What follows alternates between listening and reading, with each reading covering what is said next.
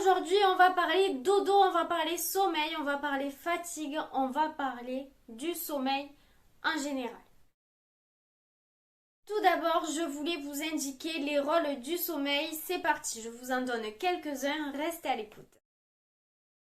Premier rôle, la régénération cellulaire.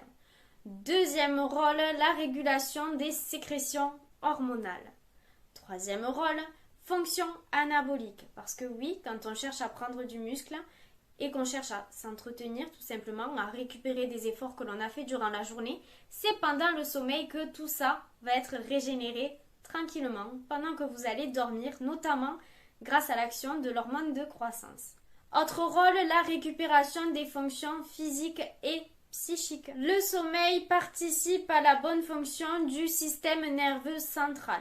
En plus de cela, il favorise l'apprentissage, il favorise le traitement des données assimilées sur la journée et au processus de mémorisation. Vous l'aurez compris, c'est pour tous ces nombreux rôles que le sommeil est vraiment très important et il doit faire partie des priorités dans votre vie, peu importe l'objectif. Dodo, alimentation, activité physique, bonne santé générale, avec toutes ces clés-là, vous devriez atteindre vos objectifs sans trop de problèmes. Le sommeil est constitué de différentes phases que je vais évoquer avec vous juste là. La première phase du sommeil dure environ 5 minutes, c'est la déconnexion cérébrale. On est juste dans le lit, les yeux fermés et on commence à plonger tout doucement dans le sommeil tranquillement. Ensuite s'ensuit une phase de sommeil dit lent, qui est une sauvegarde cérébrale. Elle dure environ 50 minutes. À la suite de ça, on a le sommeil profond qui est lui-même découpé en deux grandes phases. La première phase dure environ 75 minutes. La température du corps commence à descendre tout doucement. On peut commencer à rêver pendant cette phase-là. Et ensuite, il y a la phase de sommeil dit paradoxal qui dure environ une demi-heure. Et là, du coup, c'est vraiment tout le système de régénération qui se met en place. Donc, régénération cellulaire, régénération du système nerveux central, le battement du cœur s'accélère, la température continue d'être basse et ensuite s'opère une phase dite intermédiaire d'une demi-heure environ qui se dit est-ce que je me rendors ou est-ce que je me réveille? Et là, s'enchaîne le réveil. Alors, avant le réveil, du coup, toutes les phases que l'on a évoquées sont reproduites environ 4 à 5 fois selon les individus sur toute la durée où vous allez dormir. Voilà, vous savez maintenant les rôles et les stades du sommeil. On en sait un peu plus pour passer à la suite. Ici, je vais vous donner quelques astuces pour améliorer la qualité de votre sommeil.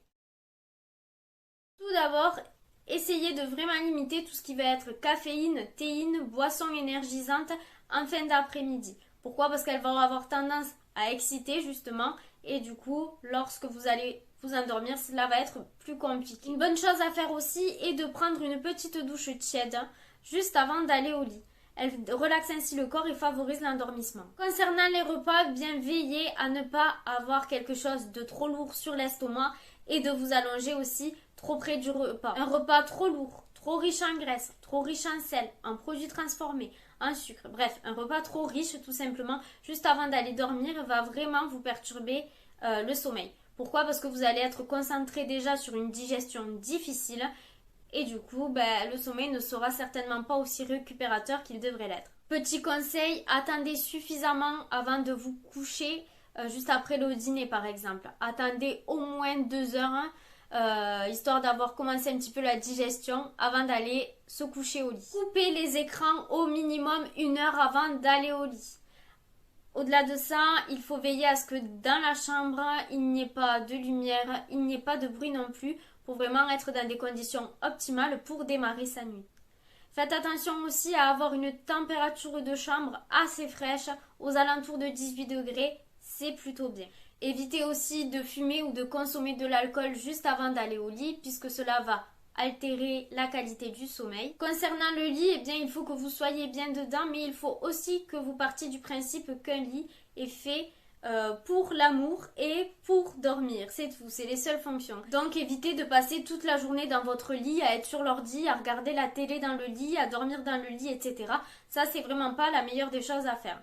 Voilà, les fonctions principales, c'est amour et dodo. Concernant les compléments alimentaires, eh bien, je vous conseillerais plusieurs choses. La valériane diminue le stress. Vous avez la passiflore qui favorise l'endormissement. Vous avez également la mélisse qui a des vertus apaisantes. Donc, ces plantes-là peuvent être sympas si vous avez vraiment du mal à dormir. En décoction, par exemple, ça peut être bien. Maintenant, je vais vous donner mes quelques astuces de diététicienne. Première chose, pensez à vous hydrater suffisamment. Deuxième chose, pensez à manger de manière régulière dans la journée pour être énergique, mais à ne pas faire de repas trop lourds le soir. Je sais bien que souvent c'est quelque chose qui se produit parce que le soir on se détend de la journée après boulot, on retrouve la famille, on a envie de quelque chose de plus lourd, de plus réconfortant, mais au niveau du sommeil ça risque de perturber si ça reste riche et de mauvaise qualité. Donc faites attention au repas du soir, au repas en général, mais le repas du soir ne doit pas être trop lourd pour une question de confort. Essayez aussi de vous coucher à des heures régulières, pas un jour à 3 heures du matin pour se lever à 10 heures et un autre jour se coucher à 22 heures pour se lever à 7 heures. Ça, c'est des choses qui bousculent un petit peu le rythme biologique, donc veillez à vous coucher à des horaires assez régulières. Coupez vos téléphones. D'ailleurs, si vous êtes en train de regarder cette vidéo pendant que vous êtes au lit, ce n'est pas bien. Bon, parce que c'est moi, vous pouvez le faire. Non, je rigole. Mais faites attention à couper les écrans suffisamment avant d'aller au lit. C'est très important. Globalement, il faut avoir une bonne hygiène de vie pour avoir un sommeil qui est récupérateur. Donc pensez-y, dormez suffisamment, mangez correctement, hydratez-vous, coupez les écrans et dormez dans un endroit qui est uniquement dédié au dodo. Et coupez vos écrans, tout ça, toutes les distractions juste avant d'aller au lit. Et en plus de ça, pensez du coup à vous mettre dans le noir obscur et à vous couper des sons extérieurs.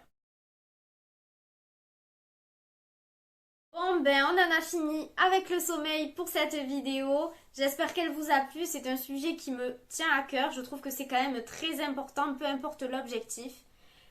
Ainsi, je vous souhaite une très bonne journée. On se retrouve la semaine prochaine pour une prochaine vidéo. N'oubliez pas de me soutenir, ça me fait plaisir. N'hésitez pas à liker, partager, commenter, à vous abonner et à cliquer sur la petite cloche pour être alerté des prochaines vidéos.